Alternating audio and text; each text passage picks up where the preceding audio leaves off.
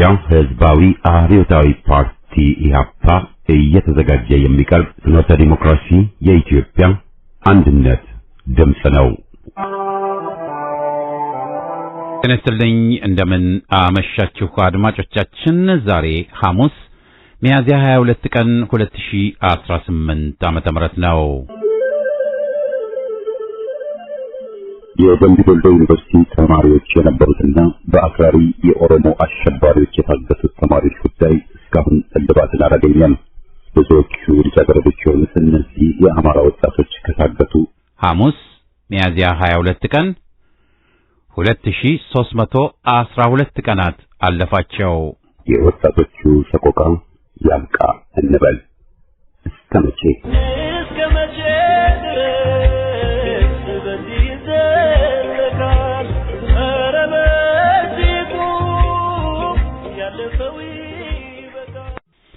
በቅድሚያ ዜና በማስከተልም ከኢትዮጵያ ሕዝባዊ አብዮታዊ ፓርቲ ኢህአፓ የተሰጠውን ጋዜጣዊ መግለጫ እናሰማለን።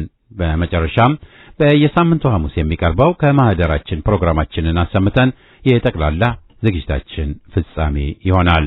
በዛሬ ከማህደራችን ፕሮግራማችን በቅድሚያ በ2012 ዓመተ ምህረት ይደረግ የነበረውን የምርጫ ቧልታ አስመልክቶ የምን ምርጫ በሚል ርዕስ በጥር ወር 2012 ዓመተ ምህረት የቀረበውን ሐተታ እናሰማለን። በማስከተል በ2010 ዓመተ ምህረት የትግራይም ሕዝብ ዋና ጠላት ወያኔ ነው በሚል ርዕስ የቀረበውን፣ በመጨረሻም ዛሬን ጠልቶ ነገን ፈርቶ አይሆንም በጥር ወር 2012 ዓመተ ምህረት በቀረበው ሐተታ የዛሬ ዝግጅታችን ፍጻሜ ይሆናል። አሁን ወደ ዜናው። በአማራው ሕዝብ ላይ እየተፈጸመ ያለውን የዘር ማጥፋት ወንጀል፣ የድሮን ጥቃቶችንና የአገዛዙን የውሸት ምርጫ ድራማ ለመቃወም በተለያዩ የዓለም ከተሞች ተከታታይ የሰልፍ ጥሪዎች መቅረባቸው ተገለጸ። ዛሬ የኛ ዝምታ ነገ የነሱ ጉልበት ነው፣ ዛሬ የኛ ድምጽ እነሱን የሚቀይር ነው በሚል መሪ ቃል የሚካሄዱት እነዚህ ሰልፎች ዓለም አቀፍ ማህበረሰብ በንጹሃን አማራዎች ላይ እየደረሰ ያለውን ግፍ እንዲገነዘብና አፋጣኝ እርምጃ እንዲወስድ ለማሳሰብ ያለሙ ናቸው። በወጣው መርሃ ግብር መሰረት በነገው ዕለት ሚያዝያ 23 ቀን በሜይ ዴይ በስዊድን የሚጀመረው ሰልፍ በቤልጂየም፣ በጣሊያን፣ በአውስትራሊያ፣ በፈረንሳይ፣ በእንግሊዝ፣ በኖርዌይ፣ በካናዳና በአሜሪካ እንደሚደረግ አዘጋጆቹ ገልጸዋል። አዘጋጆቹ ለፍትህ አብረን እንቆም በሚል ባስተላለፉት መልእክት በእነዚህ አገራትና በአቅራቢያቸው የሚኖሩ ኢትዮጵያውያን በነቂስ ወጥተው ለወገኖቻቸው ድምጽ እንዲሆኑ ጥሪ አቅርበዋል። በተለይም አገዛዙ በደም የተጨማለቀ የምርጫ ሳጥን በመጠቀም ዓለምን ለማታለልና ስልጣኑን ለማራዘም የሚያደርገውን ሙከራ ለማጋለጥ ሰልፎቹ ከፍተኛ ሚና እንደሚኖራቸውም ተጠቁመዋል። የሰልፉ አስተባባሪዎች እንደገለጹት እነዚህ ሰልፎች በሀገር ቤት እየተካሄደ ያለውን የህልውና ተጋድሎ በዲፕሎማሲው መስክ ለማጠናከር ታስበው የተዘጋጁ ናቸው ተብሏል። ከዓመታት በፊት ከጎጃም ለሕክምና ወደ አዲስ አበባ የሚሄድ ካህን ስልጣን እጃቸው በገባላቸው ተረኞች ጥፊ ሲመታ ማህበራዊ ሚዲያ ላይ በስፋት ተሰራጭቶ ብዙዎችን ያሳዘነና ከከንፈር መምጠት በቀር ሌላ ማድረግ ሳይቻል ቀርቶ የብዙዎችን ስሜት የተፈታተነ ንቀት ነበር። ከወራት በፊት የእንዳሳ ጊዮርጊስ ካህን በጠላት ኃይል ልጃቸው ታስሮ ሊጠይቁ ቢሄዱ ለመጠየቅ ለምን መጣ በሚል እብሪት ቀጥቅጠው ገደሏቸው። አባይ ማዶ የታየው ጥፊ የንቀት አድማሱን አስፍቶ ካህን ተቀጥቅጦ ሲገደል ሕዝብ ባይኑ ተመለከተ። ምሽጉን የቤተ ክርስቲያን አጥር ያደረገው የኦሮሞማ ፋሽስት ጦር ለተደጋጋሚ ጊዜ ስለ ስስ ኢላማዎችን መደበቂያ ምሽግ አደረገ። በዚህ ምክንያት አብያተ ክርስቲያናት የፋሽስቱ ጦር የከባድ መሳሪያ መጥመጃ ሰፈር ሆኑ። ቋጥኝና ተራራ ባየ ቁጥር የሚኮለኮለው የኦሮሞማ ጦር ቤተ ክርስቲያኒቱን እያረከሰ ቅጥሯን መደበቂያ ያደረገው ካህን ገዳይ ቡድን እንዳሳ ላይ ሙሉ በሙሉ በፋኖ ሰራዊት መደምሰሱን ቃል አቀባዩ ከስፍራው ከላከልን መረጃ መረዳት ተችሏል። አይደለም ቀጥቀጠህ የገደልከውን ካህን በጥፊ የመታሃቸውን አባቶች ሁሉ ደም እንበቀላለን።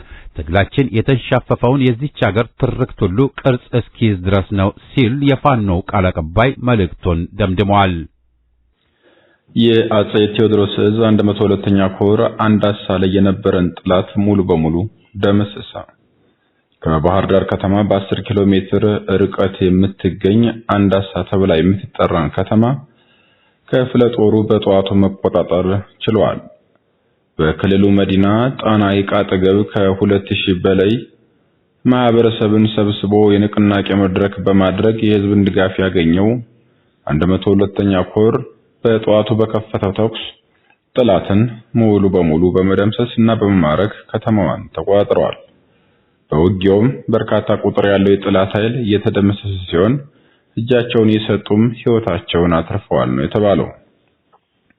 በዚያው ወደ ውጊያ 14 አድማ ብተና 3200 የክላሽ ጥይትና ሌሎች ወታደራዊ ቁሳቁሶችን መማረክ ተችሏል። የቴዎድሮስ ዕዝ 102ኛ ኮር 11ኛ ክፍለ ጦር መራዊ ከተማ ከምሽቱ 2 ሰዓት አካባቢ በአነፍናፊ የከተማ አዳኞች እጅግ የተሳካለት ኦፕሬሽን ማድረግ ችለዋል። የመራዊ ማህበረሰብን በሰቀቀንና በከፋ መከራ ሲያሰቃዩ የነበሩት የብልጽግና ታማኝ ወንበር አስጠባቂዎች እስከ ወዲያኛው ተሸኝተዋል። በአዳኞቹ በተደረገ ከባድ ኦፕሬሽን እነጌታቸው ፈንቲ የ01 ቀበሌ ስራ አስኪያጅና አቢት የማለደ ከባህር ዳር እስከ መራዊ ከመራዊ እስከ አቸፈር በፋኖ ስም ሰዎችን እያገተ ሲዘርፍ የነበረና የንጹሃን ደም በእጁ የታጠበ በፋኖች ተደምሰዋል። ኢትዮጵያ በአሁኑ ወቅት ለዓለም አቀፍ የጂኦፖለቲካ ማዕበል እና በሀገር ውስጥ መዋቅራዊ ድክመቶች ምክንያት መስቀለኛ መንገድ ላይ ትገኛለች ሲሉ የፖለቲካ አዋቂዎች ጠቆሙ። በሀገሪቱ የኢኮኖሚ ማሻሻያ አጀንዳ ላይ የተመዘገቡ ተስፋ ሰጪ ስኬቶች ተብለው ከቁጥጥር ውጭ በሆኑ ውጫዊና ውስጣዊ ችግሮች ሳቢያ ብርቱ ፈተና ተደቅኖባቸዋል። በየማደያዎቹ የሚታዩት ረጅም ሰልፎች፣ የማዳበሪያ አቅርቦት መዘግየትና የትራንስፖርት ወጪ መናር የችግሩን ጥልቀት ማሳያ ሕያው ምስክሮች ናቸው። የዚህ ቀውስ ማዕከል ከድንበራችን 1000 ኪሎ ሜትር ርቆ የሚገኘው የሆርሙዝ ወሽመጥና በሀገሪቱ የማያባረው የእርስ በርስ ጦርነት መሆኑም ታውቋል። በኢራንና በዙሪያዋ የተቀሰቀሰው ግጭት የዓለምን 5ኛ የነዳጅና የተፈጥሮ ጋዝ ንግድ የሚያስተናግደውን ይህን ስልታዊ መስመርም አናግቶታል።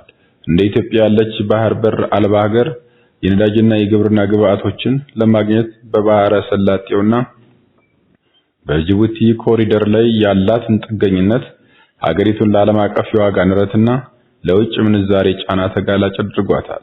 የዚህ መናጋት ትልቁ ማሳያ በኢትዮጵያ ስትራቴጂካዊ አጋር በሆነችው የተባበሩት አረብ ኤምሬት እየታየ ያለው ተጽዕኖ ነው ቢባልም በሀገሪቱ ውስጥ ያለው እኔ ካልገዛዋችሁ ሁሉም ነገር ይፈራርስ በሚል የሀገሪቱን በጀት ሙሉ በሙሉ ለጦርነት እና ለጦር ዓላማ ብቻ መዋሉም በራሱ የሀገሪቱ ውስጣዊ የማይቀረፍና ለዘመናት የቆየ ችግር ነው ሲሉም ጠቁመዋል።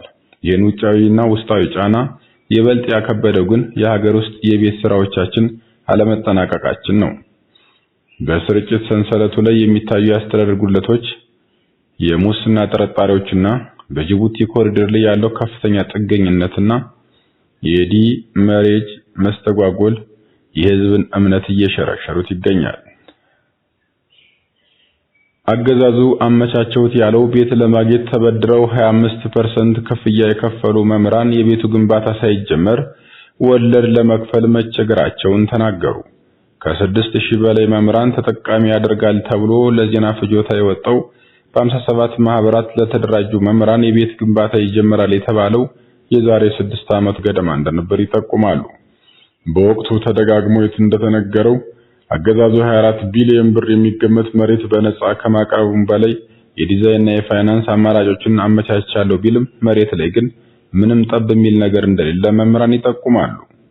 የአዲስ አበባ ከተማ አስተዳደር ተብሎ አቀረብኩ ያለው ህብረተሰቡና መምህራንን ለብዝበዛ የዳረገ እንጂ ምንም አይነት ተግባር የሌለው ነገር ግን 7 ዓመት ሊሞላው ተቃርቧልም ብለዋል።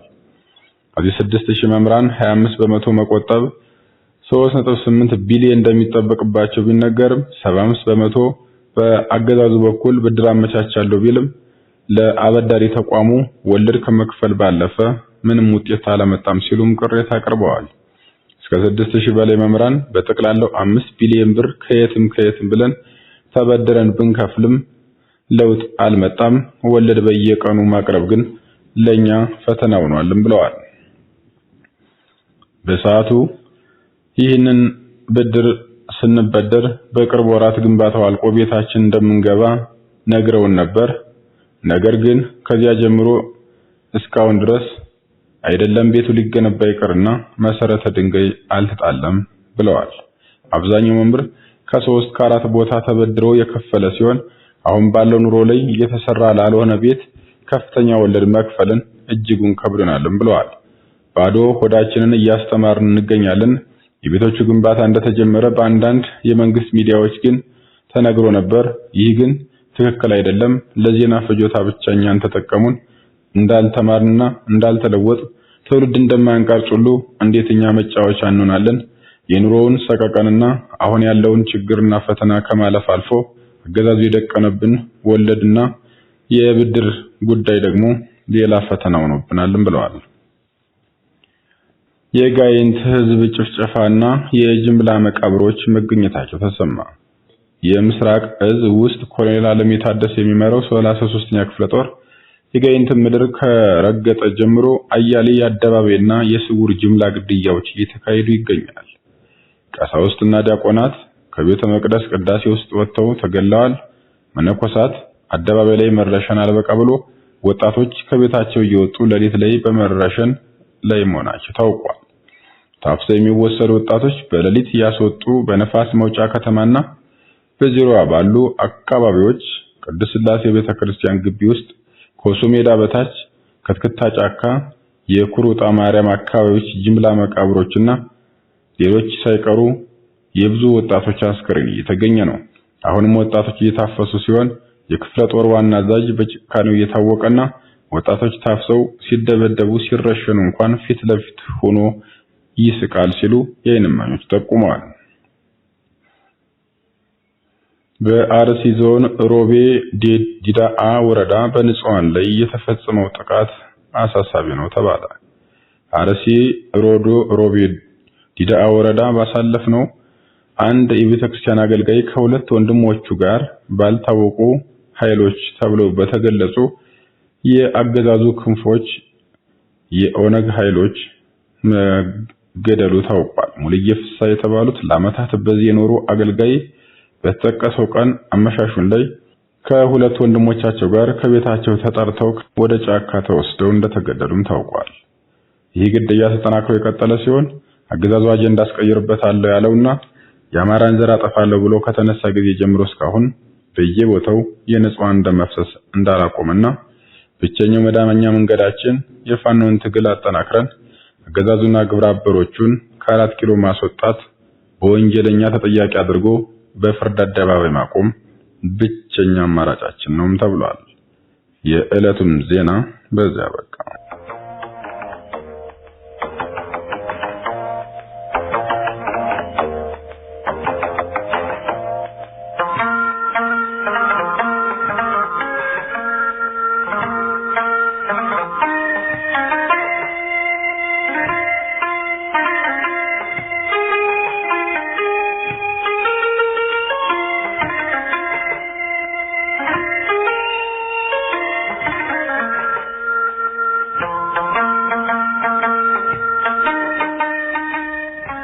ከኢትዮጵያ ሕዝባዊ አብዮታዊ ፓርቲ ኢህአፓ የተሰጠ ጋዜጣዊ መግለጫ ሚያዝያ 22 ቀን 2018 ዓመተ ምህረት ኢህአፓ አገዛዙ በፕሬስ ነጻነት ላይ እያደረገ ያለውን እመቃና እስራት ያወግዛል።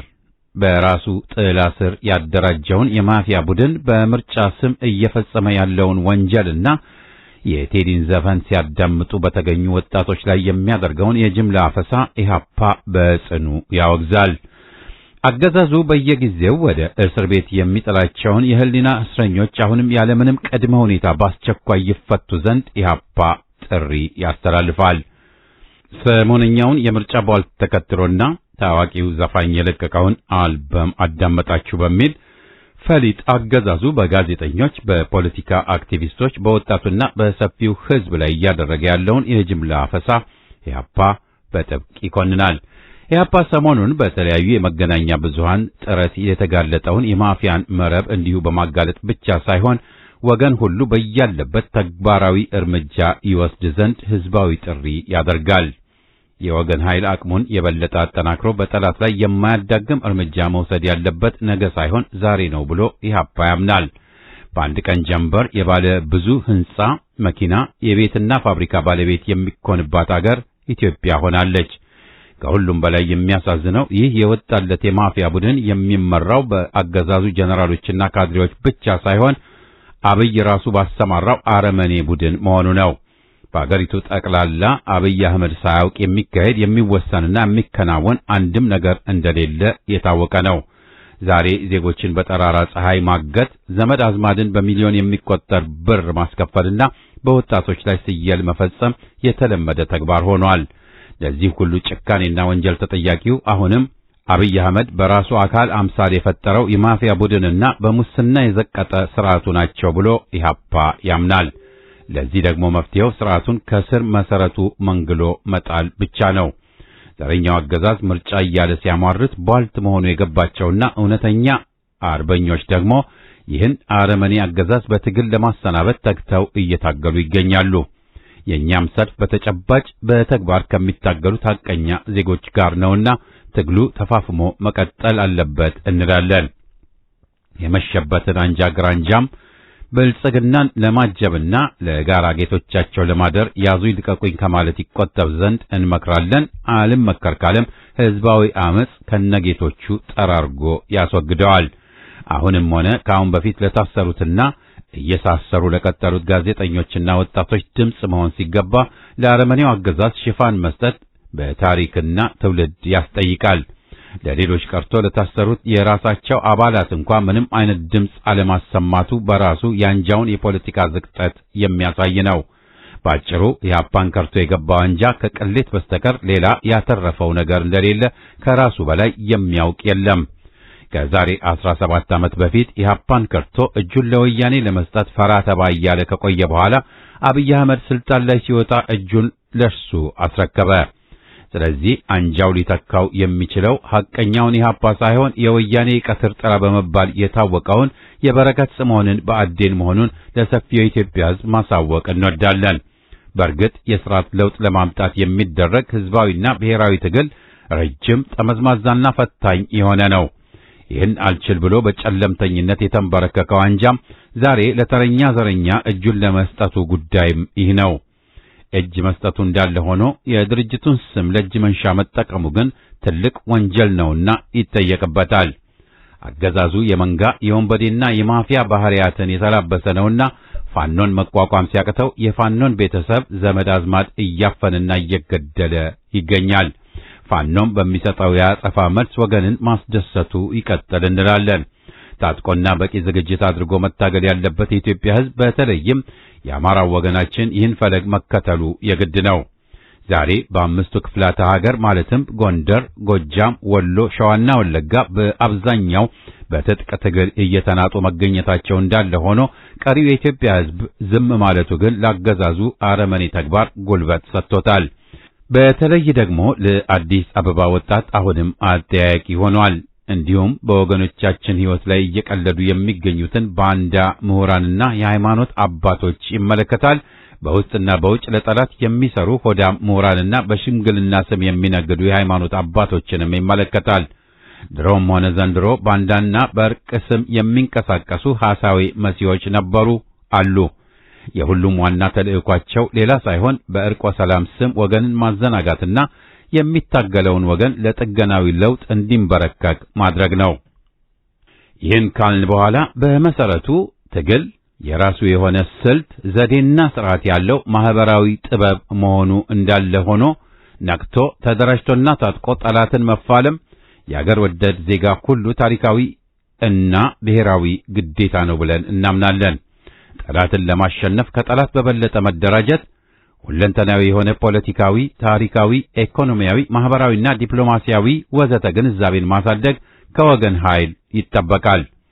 ለዚህ ሁሉ ስኬት ግን ህዝባዊ ብሔራዊና ዴሞክራሲያዊ ድርጅቶች በአገሪቱ ውስጥ ተጠናክረው እንዲወጡና የአንድነት ኃይሉ ግንባር እንዲፈጥር ጥረቱ ተጠናክሮ መቀጠል ሌላው አንገብጋቢ ጥያቄ ነው።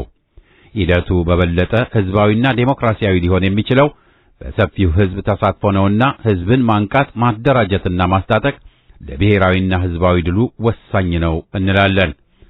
ምርጫችን ዘረኝነትን ማውደም እንጂ ማንገስ አይደለም። የፖለቲካ እስረኞች ሁሉ ይፈቱ፣ ጠባብ ብሔረተኝነት ይውደም፣ ኢትዮጵያዊነት ያሸንፋል።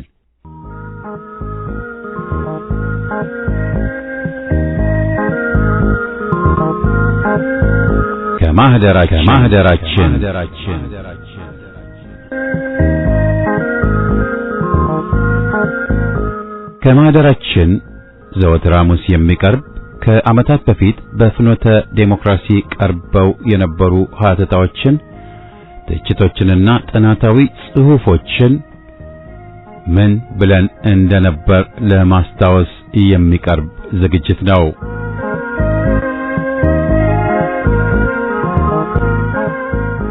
በ2012 ዓመተ ምህረት ይደረግ የነበረውን የምርጫ ቧልት አስመልክቶ የምን ምርጫ በሚል ርዕስ በጥር ወር 2012 ዓመተ ምህረት የቀረበውን ሀተታ እናሰማለን።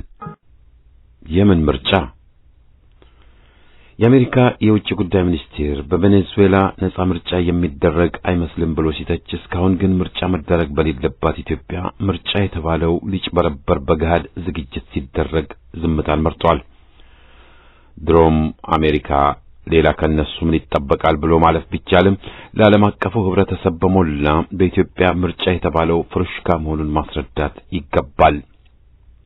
በቅድሚያ በአገራችን የተመሰቃቀለ የፖለቲካ ሁኔታ ነው ያለው። የአንድ ብሔር የበላይነትን አቀንቃኝ አገዛዝ ነው ተሰይሞ ያለው። ለ27 ዓመታት ስንቃወመው የቆየነው ስርዓት ቀጥሎብናል። የምርጫው ህግ በተፈለገው መሰረት አልተስተካከለም፣ አልተለወጠም። የምርጫው ቦርድ የተሰየመው በገዢዎቹ ራሳቸው ነው። የአንድ ብሔር የበላይነትን አንጸባራቂም ነው። የምርጫው ቦርድ ሊቀመንበር የተመደበችው በራሱ በሹሙ በብሔርና በሃይማኖት መሰረት አፍቅሮ አሜሪካ ያላትም በመሆኗ ነው። ገለልተኛ ጦርና ፖሊስ ሰራዊት የለም። ድርጅቶች በነጻ ሊንቀሳቀሱ አልቻሉም፣ አልተፈቀደላቸውም። ባጭሩ የሹሞቹ ፓርቲና መሰሎቹ አሸናፊ ሲሆኑ አድርባይ ቡድኖች ጥቂት በርጩማ ይሰጣቸውና ስርዓቱ እንደገለማና ጸረ ህዝብ ዴሞክራሲ እንደሆነ ይቀጥላል ማለት ነው። ፈረንጆች ይህን ያውቃሉ፣ ግን አገዛዙ መጋዣቸው ስለሆነ ይተባበሩታል። ሆኖም በኢትዮጵያ እየመጣ ያለው ከባድ ቀውስና ብጥብጥ አካባቢውን ሁሉ የሚያምስና የስደተኛውን ቁጥርም የሚጨምር ነው የሚለው ማሳሰቢያ ነው የሚገባቸው። ይህ ደግሞ የማይቀር ነው። ዘረኞቹ ዛሬ በእብሪትና ቄሮ መሃይምነት ተጋርደው ከግባቸው የሚደርሱ ቢመስላቸውም በየቦታው የጫሩት የብሔር ብሔረሰብና የሃይማኖት ግጭት ተመልሶ እንደሚለበልባቸው በእርግጠኝነት መናገር ይቻላል። ባለሜንጫዎቹ ሁሉ እንደ ጎማ ይተነፍሳሉ። ዕጣ ክፍላቸውም የከፋ ይሆናል። ቀድመው ወደ ካታርና ሳውዲ እስካልፈረጠጡ ድረስ ማለት ነው። አሜሪካ ስለ ቬኔዙዌላ የሚጮኸው ከዚያች ሀገር ዘይትና ቤንዚን ለመያዝ ሞክሮ አልሆን ስላለውና አልሰግድ ያለ መንግስት በዚያ በመገኘቱ ነው። ቡችላቸው ጓይዶ የተባለው ከሃዲ ለስልጣን ሊያበቁ ሞክረው እስከዛሬ አልተሳካላቸውም። በኢትዮጵያ ቡችላቸውን ለስልጣን አብቅተዋል። ቻይናም ሩሲያም ከገዢዎቹ ጎን ናቸው። መጥፎ ተሰራ፣ ህዝብ ተበደለ የሚል የለም። ኮንጎን በሌጣ እንደሚበዘብዙት ሊጫወቱብን ዝግጁ ናቸው። ብሔራዊ የሆነ ለህዝብ ጥቅም የቆመ መንግስትም በኢትዮጵያ አልነበረም፣ አሁንም የለም። ጭፍሮቹ የኢትዮጵያ መንግስት ይሉታል እንጂ ዘረኛው የመንጋዎች አገዛዝ መንግስትም ኢትዮጵያዊም አይደለም። ስለዚህ ለዓለም አቤት ብንልም ባለው ሁኔታ ከመከራ የሚያላቅቀን የራሳችን የጋራ ትግል ብቻ ነው። ስለዚህም ኢትዮጵያዊነትን ማጎልበትና የአገር ጠላቶችን ማጥቃት የግድ ነው። የምለላ ጊዜ አልፏል። ህዝብን የሚያዳምጥ ጆሮ አልተፈጠረላቸውም። ነገ ጠባይ ሳይቀይሩ ሊያጠፉንና ኢትዮጵያንም በጭፍን ቁጥጥራቸው አስገብተው በኦሮሚያ ሊተኩ ከወያኔ ተባብረው ሊሰነጣጥቁ የአረቦችን ታሪካዊ ጸረ ኢትዮጵያ ግብ ሊያሟሉ ተነስተዋል። በዚህ ላይ ማንም ቢሆን ውዥንብር ቢለፍፍ ጆሮ መስጠት የለብንም። ኢትዮጵያዊ ነን ብለው የሚያወናብዱትም ይኸው ዛሬ በንዋይ ተገዝተው ምኒልክ ቤተ መንግስትን ከኛ እናደርገዋለን ብለው ሲደፍቁ እየሰማን ነው። መጋረጃው ተገልጧል። አገዛዙ የኢትዮጵያ ጠላት እንጂ ወዳጅ አይደለም። ሹሙን ቢሸልሙ ቢያወድሱ ዘረኝነቱን፣ ዋሾነቱን፣ ጥራዝ ነጠቅነቱን ሊሸፍኑለት አይችሉም። ሐቀኛ ገጽታው ሲፈተሽ ደምቢዶሎ፣ ቡራዩ፣ ጋሞ፣ ጌዲዮ፣ ለገጣፎ፣ ድሬዳዋ የሚል በደም የቀላ ምስል ነው። ነፍሰ ገዳይ፣ ፍጅት አስፋፊ፣ ዘራጽ ያገዛዝን ነው ያሰፈሩብንና ሹሙም የሚመራው። ይህ ሐቅ ሆኖ ሳለ ለኢትዮጵያ የሚበጅ ምርጫ ሊደረግ አይችልም። ነፃው ከርቶብን ለኢትዮጵያ በግማሽም የሚመርጭ ምርጫ ሊደረግ አይችልም። ፍርፋሪ ሊቀራመቱ ቋምጠው የነበሩት ወደ ጥግ እንደሚወረወሩ ደግሞ ግልጽ ነው። ምርጫ ተደርጎ ያው ተጭበርብሮ ፓርላማ ሸንጎ ተብዬ ቢቋቋም ምንም ፋይዳ እንደማይኖረው በተጨባጭ ወያኔ ሲያሳየን ቆይቷል። ትላንትም ሆነ ነገ የለየላቸው ባንዳዎችና አድርባዮች የሸንጎ ወንበር ቢለገሱ ምንም እንደማይጠቅሙ ያየነው ነውና ነገም የምናየው ነው። ስለዚህም ነው ምርጫ ማለት የተሳሳተ አማራጭ ነው ስንል የቆየነው። ትግል ጀምረን ደም የገበርነው የኢህአዴግን ስርዓት ለማስቀጠል ሳይሆን ለማስወገድ መሆኑ መረሳት የለበትም። ሌሎቹም መፈክሮቻችን አንዳቸውም ምላሽ አላገኙም። ያው እነሱ ስም ቀይረው አባይ ሄዶ ኡማ ጋቢሳ መጣ ብለው ተሰይመው የገለማ አገዛዛቸውን ቀጥለውብናል። የሽግግር ሂደትና ሁሉን አቀፍ መፍትሄ ስንላቸው እምቢኝ አሻፈረን እንዳሉ ናቸው። ይህ እንዳለ ሆኖ በምርጫ ገብተን እናሸንፋቸዋለን ብሎ መለፈፍ ሳይተኙ መቃዠት እንጂ ሌላ ሊሆን አይችልም። ዴሞክራሲና ህዝባዊ አገዛዝ ብለን ስንታገል ዓመታትን አስቆጥረናልና ስንት ውድ ህይወትም ገብረን ግልብጥ ብለው በአንድ ሹምና የጎበዝ አለቃ መገዛት መወገር ባህላችን ነው በሚል ዴሞክራሲን መጻረር ደግሞ ሰዎቹ መቃዠት ብቻ ሳይሆን ራሳቸው ቅዠት ቢባሉ ይገባል የሚያሰኝ ነው። ባለው አገዛዝና ይዘቱ ቢፈልጉም ነፃ ምርጫ ሊያደርጉ አይቻላቸውም። ባለው የወያኔ ህግና አዋጅ ስር ዴሞክራሲ እንደጠፋች ቀሪናት እንጂ አትወለድም። ነፃ ምርጫ እንዲከሰት የወያኔ ህገ መንግስት መሻር መሰረዝ አለበት። የህዝብ የሽግግር መንግስት መመስረትና ኢህአዴግ ወያኔ መወገድ አለበት። የምርጫው ህግና ቦርድ መቀየር አለበት ወዘተ። የዘረኛው አገዛዝ የመንጋው ህገወጥ የበላይነት ቄሮነት ማክተምም ይኖርበታል። ሌላ መንገድ የለውም። አለ ብለው ዘረኞቹን በምርጫ በቧልታቸው የሚያጅቡት ሁሉ አንድም ህዝብና ሀገርን እየካዱ ሲሆን በሌላ በኩልም ሹሙ ካልፈቀደ ሰባራ በርጩማም አያገኙም። ይህን ሊያውቁትም ሊቀበሉትም ይገባቸዋል። ጸረ ዘረኛ አገዛዝ ትግላችን ተፋፍሞ ይቀጥል። ድል ለኢትዮጵያና ለህዝቧ።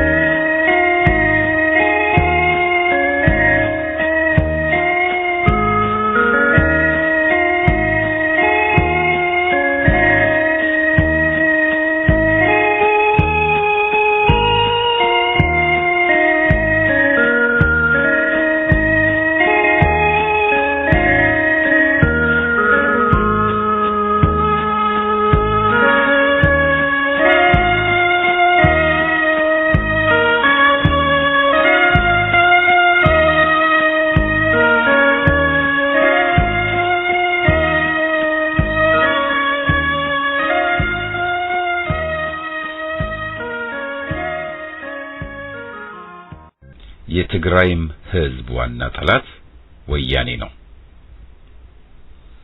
ወያኔ ሲመጻደቅ ለትግራይ ህዝብ የቆምኩ ነኝ የምጠቅም ነኝ በሚል መለፈፉ ሲደመጥ ቆይቷል። ራሱ ተረፍ መረፍ ወይም ትርፍራፊ የሚለው ከዝርፊያው መውረዱ ባይቀርም በመሰረቱ ከወያኔ ዘረኛ ስርዓት ዋናው ተጠቃሚ ሰፊው ህዝብ ሳይሆን ወያኔና ጭፍሮቹ የአድዋ ምርጦችና ከበርቴዎች መሆናቸው በግልጽ የሚታይ ነው። አሁንም ቢሆን ወያኔና የትግራይ ህዝብ አንድ አይደሉም። ወያኔ የተመሰረተ ሰሞን ከኢትዮጵያ ትግራይን መገንጠል የሚል መርህ መያዝ የተገደድነው የሸዋ አማራ ጭቆና የትግራይን ህዝብ በጣም ብሔረተኛ ስላደረገው ወደ ጽንፍ እንዳይጓዝ በስልት ለማገድ ነው ሲልም አንበናል፣ ሰምተናል። ወያኔ አሁንም በቅጥረኞቹ አማካይነት የትግራይን ህዝብ ማለትም ራሱን ጭምር ወደ ብሔረተኛነት የገፉት እነዋለልኝና ኢህአፓዎች ናቸው ብሎ መለፈፍን ተያይዞታል።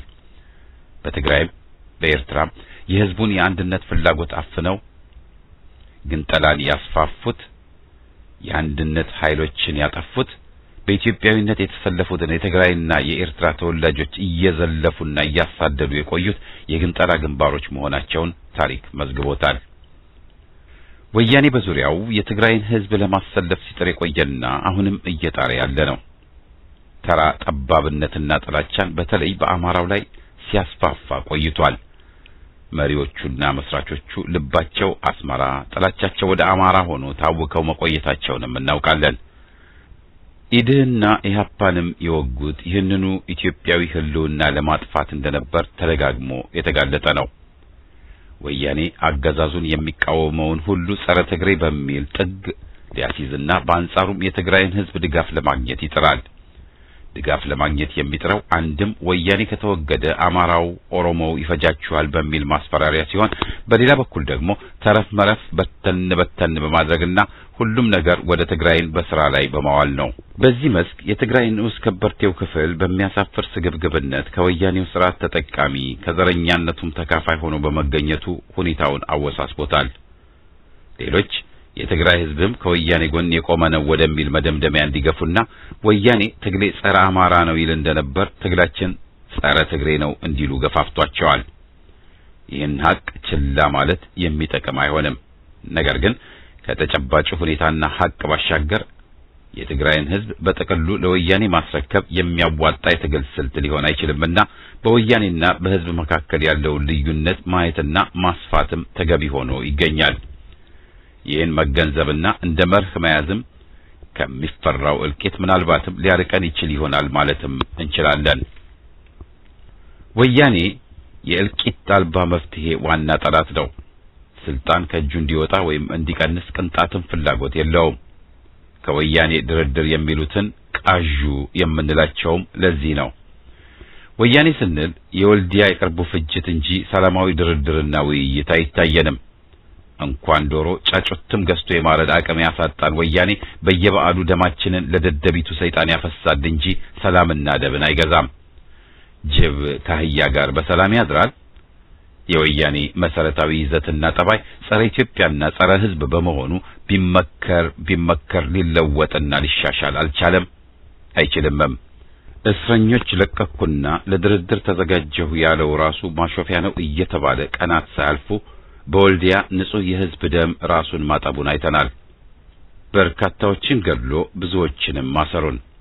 ይህ ነው እኛ ያወቅነው የምናውቀውና ነገም እስካልጣልነው የሚከሰትብን ወያኔ። በአገር ውስጥ ሆነ በውጭ ሰላም ድርድር ብለው ሊሰብኩን የተነሱት አንድም የተወናበዱ ሲሆኑ አሊያም ከስልጣን ፍርፋሪ ሊቀምሱ የቋመጡ ናቸው። የወያኔ አገዛዝ ከወደቀም ጉድ ፈላብን ባዮች ተጠቃሚዎቹና ዘረኞቹ ናቸው። አገዛዙ ለትግራይ ሕዝብ ቆመ ባዮች መኖራቸውን ልንክድ የምንችለው አይደለም። ባይሆንማ ኖሮ የሀገሩ ይቅርና በባዕድ አገር ያሉ የትግራይ ተወላጆች በብዛት የጸረ ወያኔው ትግልና ተቃውሞ አካል ሆነው በታዩ ነበር። ውሎ አድሮ የማይፈርስ ምሽግ የለምና ወያኔ ሲወድቅ ብዙ መዘዝን በብዙዎች ላይ አምጥቶ ለመሄድ እቅድ ስላለው ከወዲሁ በሕዝብ ትግል ጎራ ካልተገባ ለመጪው ተጠቂም ወንጀለኛም የመሆን አደጋ መከሰቱ መታየት ያለበት ነው። በትግራይ ሕዝብ ላይ ወያኔ ሊያመጣ ያቀደውን ማስወገድ የሁሉም ግዳጅ ሲሆን በተለይም ደግሞ የትግራይን ተወላጆች የሚመለከትም ነው። ጨለንቆና ዲግራት ሰማዕት የነቀምት ሕዝብ ድጋፉን አሰማ። ይህ ነው የምናደንቀውና የምንፈልገው ኢትዮጵያዊነት መንፈስ። ይህ ነው ወያኔን የታገለውና አሁንም ታግሎ ሊያጠፋ የሚጥረው። ወልዲያ ሲደማ ባህር ዳር አስረሽ ምቺው የሚጠበቅ አይደለም። ወያኔና ያሰማራቸው ጽንፈኞች ግን ስራቸውና ልፈፋቸው ሁሉ ኢትዮጵያዊነትን ተጻራሪ ናቸው። ትግል ሲባል የለም ፍቅር ይሉናል። አማራው ይገንጠል፣ ኦሮሞውም ሌላ ህዝብ ነው፣ ወያኔን ያቀፈ ሽግግር ይመስረት፣ ማለትም የወያኔን ሰይጣናዊ አገዛዝ መቀጠልም ይገባል ሲሉን ሰምተናል። ባዕዳንም የጥቅም ጉዳይ ነውና ወያኔን የለሆሳስ ለውጥ አድርግና ቀጥል እያሉት መሆኑ ምስጢር አይደለም። ሁሉም ዜጋ እንደሚያውቀው ግን የኢትዮጵያ መሰረታዊ ችግር ወያኔ ራሱ ነው።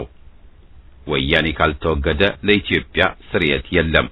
ሀገራችን ከቀውስና መከራ ከግድያና ግፍ ተላቃ ለህዝቦቿ ነጻ ተሳትፎና የጋራ ጥረት እንድትበለጽግ ከፈለግን አረሙን ወያኔን ነቅለን መጣል አለብን።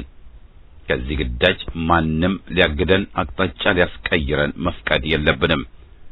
የኢትዮጵያ ህዝብ በአጠቃላይ ያለው ዋና ቅራኔ ከወያኔ አገዛዝ ጋር ያለው እንጂ እርስ በርሱ አይደለም።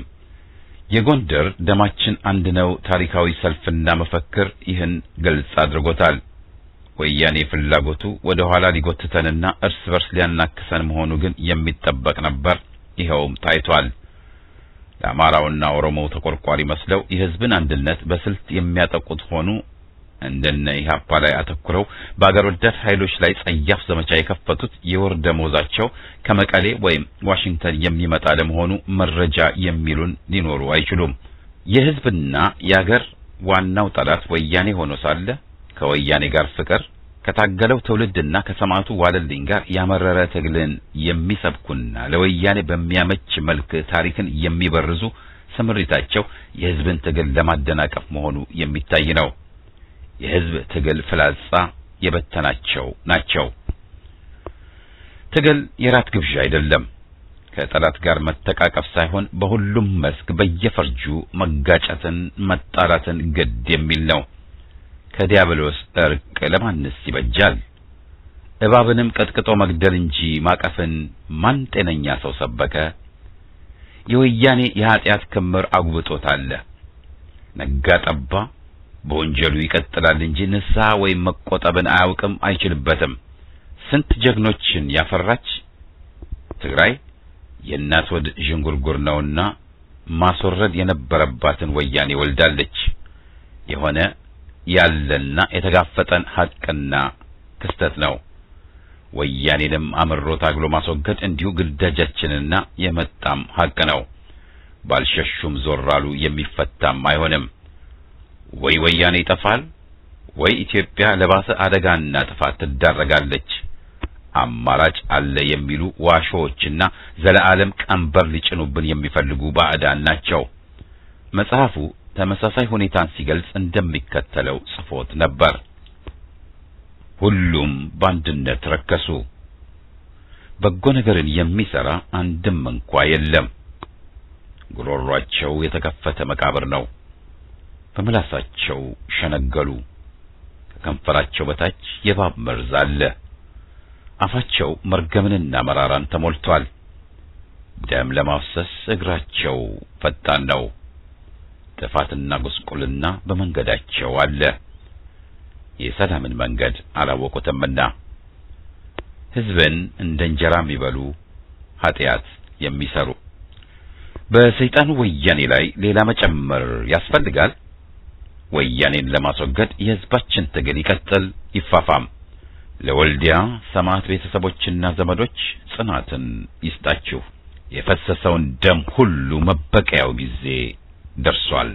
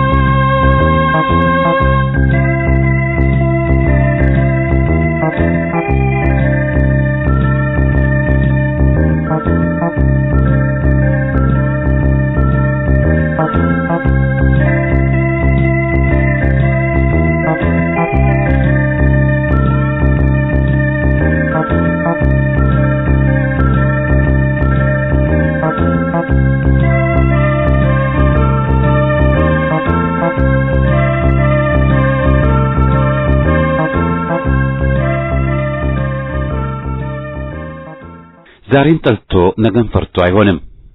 ቅዠት ተፈርቶ ሳይተኙ አይከርሙም። 9 ሞት መጣበት ሲሉት አንዱን ግባ በለው ያለውን ሰው ምሳሌነት መቀበሉ የተሻለ ይሆናል። የአርበኞች ዝርያ እንደመሆናችን መጠን ነውርና አስከፊ የምንለው ፍርሃትና እጅ መስጠትን ነው። ዛሬ በተራ አነጋገር አስቀያሚ ሆኗል። የምናያቸው ዱርዬዎች በኢትዮጵያ ይኖራሉ ብለን አስበን አናውቅም። አረመኔውን ወያኔ አስናቁ። በዚህ ዝቅጠት ባንዳ ከሃዲ ምሁራን ይኖራሉ ብለን አስበን አናውቅም። ግን ማየት ማፈር ተገደናል። ከመልካም ጠላ ክፉ ጠጅ ለማለትም ቅራሬም ጠጅም የለ። ደርግ ቆራጣ አንሶላ ነው ያለውን ወገን ያስታውሰናል። እግር ይሸፈን ራስ ሁሌም ጠብ። ትሻልን ፍለጋ ላይ ሳለን ተበሰን ጫኑብንና እኛም ትሻል መጣች ብለን ለተወሰነ ጊዜ ተደናግረንና ራሳችንንም አገራችንንም ጎዳን። ወያኔና ሹሞቹ ያንድ ዘረኛ ሳንቲም ሁለት ገጽ ናቸው። ዛሬ አስጠሊታ ነው። እውን ኢትዮጵያ እንዲህ ነበረች ናት በሚል ንዴት ይዞናል። ነገሮች ግን ሁሌም ጥቁር ነጭ ብቻ አይደሉምና ታጋዩ ሕዝባችን ተስፋ ይሰጠናል። ሰፊ ጥቃት ቢደርስበትም ሕዝብ አሁንም በሃይማኖት በብሔረሰብ ደረጃ አልከፋፈልም ብሎ ገዢዎች ነን የሚሉትን አስቸግሯቸዋል እንጂ እነሱማ 27 ዓመት በላይ ስልጣን ይዘው ሊከፋፍሉን ሊያጠፉን ሞክረው ብዙ ሺህ ወገኖችን አስጨርሰዋል፣ ፈጅተዋል፣ ለመሬታችንን ለባዕድ ሰጥተዋል። አሁንም ገና አላቆሙም። ሆኖም ሁላችንም አንገባም አንደመርም ብሎ ሕዝብ የተቃውሞ ትግሉን አላቋረጠም። አብረውኝ ስለ ለውጥና ለኢትዮጵያ ይታገላሉ ያታግሉናል ያላቸው በየጊዜው ሸብረክ ብለው ሲከዱት፣ የዘረኞቹን ጫማ ሲስሙ፣ ሊከፋፈሉት ሲጥሩ ሲጎነበሱ ማየቱ ጸጸት ቢሆንበትም ኢትዮጵያዊው በአብዛኛው ለአገሩ ቆሟል፣ ቆማለች። ሰንደቁን አውለብልቦ እምነቱን ጠብቆ ይኸው ለአገሩ እየተዋደቀ ነው። ወያኔም ሆነ እነዚህ የመጀመሪያ መገለጫቸው ጸረ አማራነት ነውና አማራውን በሰፊው ሊከፋፍሉት እየጣሩም ነው። ሸዋ፣ ጎንደሬ፣ ጎጃሜ፣ ወሎዬ በሚል የለመደባቸው አድርባዮችና ክፍፍል አዝማሪዎች በወያኔ ስር ተሰልፈዋል። ለአማራው አለኝታነን ባዮች ቡድኖችም ሁሉም ባይሆኑ ተፍ ተፍ አልን ያሉቱ ተገዝተው የሹሞቹ እና ዘረኞቹ ደጋፊ ሆነው ቆመዋል።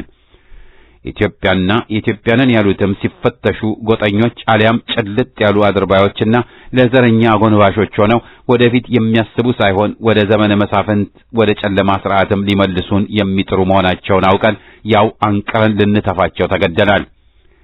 ከውጭ ሆነው የሚጠብሱን ዘረኞችን ለመቋቋም ስንጥር ከጎናችን ሆነው የሚቦጭቁን ወዳጅ መሳይ ጠላቶች ሰፊ ጉዳት እያደረሱብን ናቸው። ዛሬን እንድንጠላ አድርገውናል። ግን ሁኔታው ደግሞ ነገን እንድንፈራ እያደረገ ሲሆን የሹሞቹ ቡችሎችና ጫማ ሳሚዎች ደግሞ ሹሞቹ ከወደቁ አገራችን ትከስማለች ሊሉን ይቃጣሉ።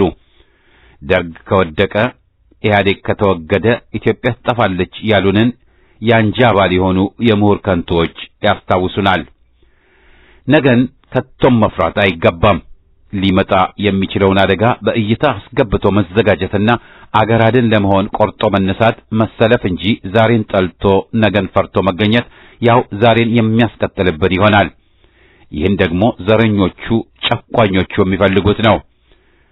እነ ስብሃትን መልክ ቀይሮ ማስቀጠል፣ ወዲዎችን በጆሌዎች መተካት፣ ታጥቦ ጭቃ ውሃ ቢወቅጡት እምቦጭ።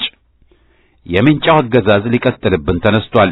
ሹሙ እንዳለው ቤተ እምነቶችን ገና በሰፊው ያጋያሉ፣ የምዕመናን በዓሎችን ያግዳሉ፣ ሰንደቅ ዓላማችንን ያቃጥላሉ፣ በምንጫ ያርዱናል፣ በገጀራ ይቀነጥሱናል። መቼም ቢሆን መች የሚቀጠቡ አይሆኑም። በልዎ ሲባል የነበረውን አፍቀይረው ይነሱብናል። አደብ ይገዛሉ፣ ኢትዮጵያዊ ይሆናሉ ብሎ መጠበቅ ከንቱ ነው።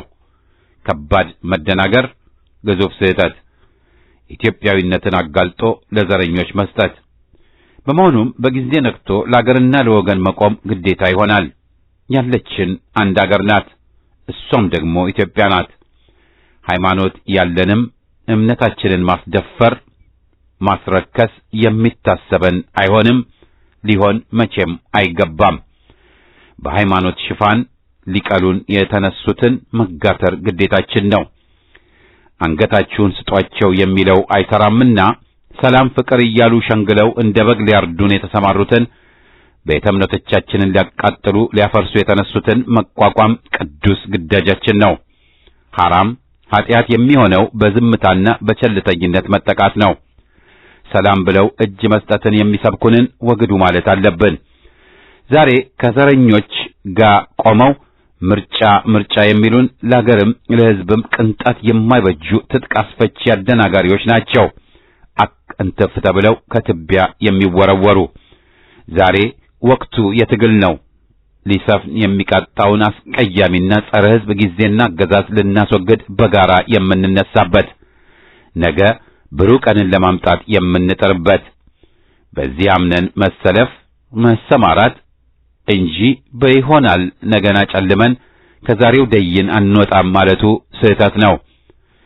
ትላንት ኢህአዴግ ከወደቀ አገር ትጠፋለች እያሉን ማፈሪያዎች ዛሬ የሹሞቹ እምቢልታና ኮሶፊት አንጃ በመሆን ተሳስተን ነበር እንኳ ሳይሉ ዳግም ሕዝብን አደናግረው ለዘረኞቹ ሰለባ ለማድረግ በመዲናይቱና በውጭ አገርም ይወራጫሉ።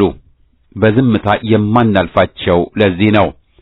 ትላንትንም አዳንቀው ተዋትንኳቸው ባሉት መሰረት የዛሬዎቹን ደግፈው ከነካቸዋቸው አገር ትጠፋለች እያሉን ነው። ከዚህ የበለጠ መደደብ ማፈሪያ መሆን የት ተፈልጎ ይገኛል? ባንዳነትና አንጃነት ቀፎ ራስ መሆኑ ግልጽ ነው። አንድ ታዋቂ ገጣሚ ሲጽፍ አናቴ ላይ ሆኖ ለካ የሚጨፍረው ትላንትናዎቼን በሱ ጎታችነት ደግሜ እንድኖር ነው ያለውን ያስታውሷል። አህያ ይፈርጥጥ ጅብም እየተከተለ ይዘርጥጥ ነው እንጂ ጅብ ከአህያ በሰላም አያድርም።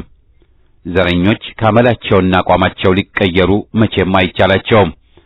ለዚህም ነው ጊዜና ዕድል መቼምና ከቶም ልንሰጣቸው የማይገባው።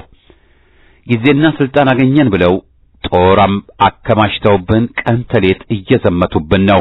የሹሞቹ የኦነግና ሜንጫዎቹ ልዩነት በቅርጫቸው ላይ እንጂ ሁሉም አገራችን ኢትዮጵያን ሊቀራመቷት የተነሱ ናቸው። ልዩነታቸው ዘረኛ በመሆን አለመሆን ላይ አይደለም። ሁሉም ዘረኞች ናቸውና። በረሃ ነው፣ ጤፍ አያበቅልም። ወባ ግን በቆላ ፈንጪ ሆና ትገኛለች። ጊንጥም ካለቱ ስር ተደብቃ ትኖራለች።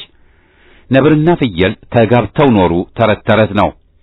ግማሽ ምዕት ዓመት ኢትዮጵያን እገነጥላለሁ ብሎ ስንት ሕይወት ያጠፋ ቡድን ከመቀጽበት ለኢትዮጵያ ሊቆም አለኝታ ሊሆን አይችልም።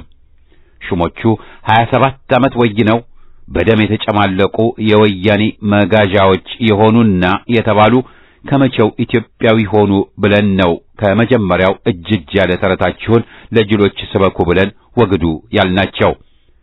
በትግል ሁኔታን መቀየር ይቻላል ባዮች ብንሆንም የማይሆን ነገር ይሆናል ብለን አንቃዥም።